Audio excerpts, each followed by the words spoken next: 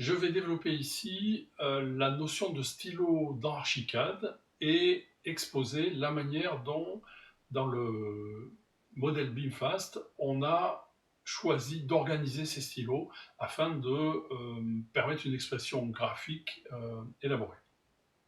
Je vais commencer par présenter le concept de stylo au sein du logiciel Archicad et j'enchaînerai sur les choix qui ont été faits, des choix d'organisation et de structuration des stylos et des jeux de stylos au sein du modèle BeamFast.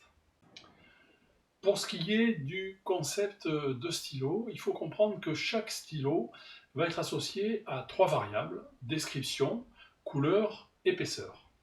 Et ces trois variables vont être en fait manipulées dans un nombre de jeux stylo qui n'est pas défini à l'avance et qui dépendra des besoins de l'utilisateur.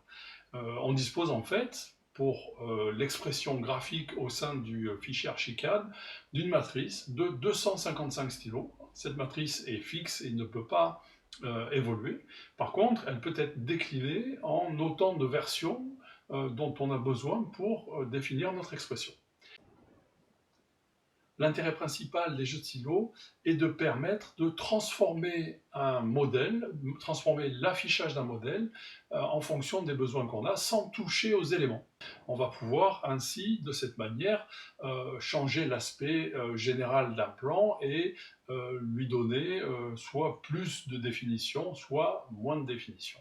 Bien sûr, ce n'est pas l'apanage exclusif des jeux de stylo, et pour arriver à une expression complète, il faudra bien sûr associer les stylos à d'autres variables qui sont les options du modèle ou les solutions graphiques, des tas de procédés qui permettent d'affiner une expression graphique. Néanmoins, les stylos sont un petit peu à la racine de l'expression et vont permettre d'avoir une influence importante sur le modèle.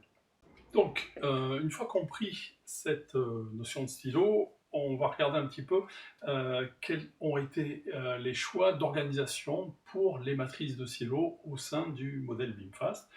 Et c'est vraiment essentiel puisque les jeux de stylo fournis déclinent cette matrice dans des conditions un petit peu différentes. Le principe numéro 1, c'est la division de l'ensemble des 255 stylos disponibles en deux paquets. Un paquet que j'appelle technique et annotation. Et technique et annotation va être un ensemble de stylos qui sont variables. Et puis graphisme, donc d'autres stylos qui, eux, n'ont aucune variation, ni en couleur, ni en épaisseur, et qui vont simplement permettre d'avoir une expression constante. Donc c'est le principe du tag pour technique et annotation, et graphisme.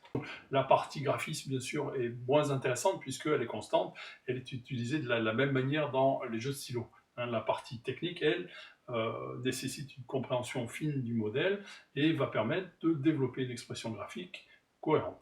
La partie technique est subdivisée en un ensemble de sous-groupes, chacun des groupes ayant une fonction différente, et parmi tous ces ensembles, il y en a un qui est essentiel, les 16 premiers stylos, les stylos qu'on va découvrir en haut à gauche du tableau, et qui sont associés aux matériaux de construction. Et dans ces 16 stylos, il y en a 12 qui sont vraiment les 12 stylos importants, puisque ces stylos-là sont associés par défaut à tous les matériaux de construction fournis dans le modèle. Alors ces 12 stylos comprennent en fait trois séries, une série structurelle, une série autre ou non structurelle, et une série finition. Et en fait, elles vont être associées à une couleur, à une teinte générale. La teinte pour la série structurelle est une teinte grise, la teinte pour la série autre est une teinte plutôt bleutée, et la teinte pour la série finition est plutôt brune ou marron. Donc trois teintes qui sont assez faciles à discriminer à l'écran et qui vont permettre de comprendre l'appartenance d'un matériau de construction à un des trois groupes principaux que nous développerons d'ailleurs plus tard dans une vidéo, qui sont les éléments d'affichage du modèle dans l'espace. Comment est organiser cette petite matrice de 16 stylos destinés aux matériaux de construction, c'est pas très compliqué. Verticalement, donc, on a la division fonctionnelle. Hein, donc, la première série, les éléments libres, la deuxième série, la structure, la troisième série, les éléments autres, et la quatrième série, les éléments de finition. Et la découpe horizontale va donner en fait leur affectation graphique. La première ligne correspond aux éléments fins, hein, contour fin. La deuxième correspond aux éléments coupés épais. La troisième ligne va correspondre au motif des hachures. Et la quatrième ligne au fond des hachures. Donc vous avez comme ça une division horizontale en 4 parties et une division verticale en 4 parties. Et bien sûr, dans cette matrice-là, en fait, c'est plutôt les 3 séries structure, autres et finition qui vont être vraiment les éléments essentiels. Si vous maîtrisez ces 12 stylos, normalement, votre expression est quasiment faite. Avec ça, vous êtes capable de réaliser une expression graphique à la fois dynamique et efficace avec le modèle BIMFAST. La série suivante est assez simple à comprendre, elle reprend le même principe, elle est associée en fait au concept de rénovation, elle va être utilisée dans les styles de remplacement de la fonction rénovation, et la seule différence est la division fonctionnelle, donc la division verticale, qui va correspondre en fait aux 3 états de rénovation, existant conservé, existant démoli et neuf. Hein, donc une série de 12 stylos encore. La série suivante est une série libre. Elle comprend une 15 ou 18 stylos qui sont disponibles pour votre agence, pour votre équipe, et va permettre en fait de développer des besoins qui sont très spécifiques à votre agence. Les 3 séries suivantes sont assez simples à comprendre. La série TMA pour technique masquée correspond à 9 stylos. Ces 9 stylos ont des couleurs vraiment faciles à discriminer, des couleurs primaires ou secondaires, hein, qui vont être utilisées pour des affectations techniques. En général, on les utilise pour les éléments de plomberie ou les éléments d'électricité. Ces stylos-là sont exprimés en couleur quand on travaille, mais vont être convertis en couleur noire dans les jeux d'expression, d'impression.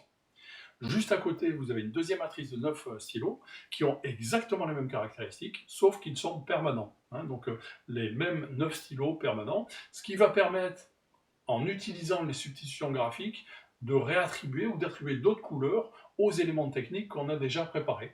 Par exemple, avec les stylos permanents, on va pouvoir révéler, par exemple, tous les éléments d'électricité dans un plan, hein, en les visant et en leur affectant un stylo permanent. Vraiment deux séries jumelles, hein, qu'on va utiliser de concert. Et la dernière série est une série un petit peu plus spécifique qui permet d'adapter plus facilement toute l'expression qui est l'expression des coupes et des façades dans le modèle. Pour ce qui est des jeux, le modèle BIMFAST propose 4 jeux de stylo. Un premier jeu de stylo qui s'appelle Conception et qui va permettre en fait de travailler. Il révèle les fonctions des éléments, notamment des matériaux de construction, hein, donc pour les 3 catégories principales, structure, autres et finition. Et c'est ce jeu même, cette matrice initiale en fait, qui est utilisée donc pour travailler, est déclinée en 3 variantes, ces 3 variantes étant destinées aux différents niveaux de développement, ND1, ND2, ND3, ou aux différentes échelles. Et en fait, on a fait un mariage de base, hein, de principe, ND1 échelle 200e, ND2 échelle 100e, ND3 échelle 50e, sachant que cette vision est peut-être un petit peu personnelle et qu'on n'est pas obligé de la suivre de manière aveugle et qu'on peut aussi décliner à la manière qui nous convient. C'est un principe de mise en place, ce n'est pas un impératif. J'espère que cette vidéo vous a intéressé et vous a permis d'avancer dans la connaissance et d'Archicad et du modèle BIMFAST. Je vous conseille toujours de regarder mon ouvrage qui contient des compléments d'information et un développement beaucoup plus élaboré sur tous les concepts liés au logiciel. Devrait s'afficher à ma droite, donc à votre gauche à l'écran, les pages sur lesquelles vous pouvez trouver les renseignements complémentaires concernant cette vidéo. Merci.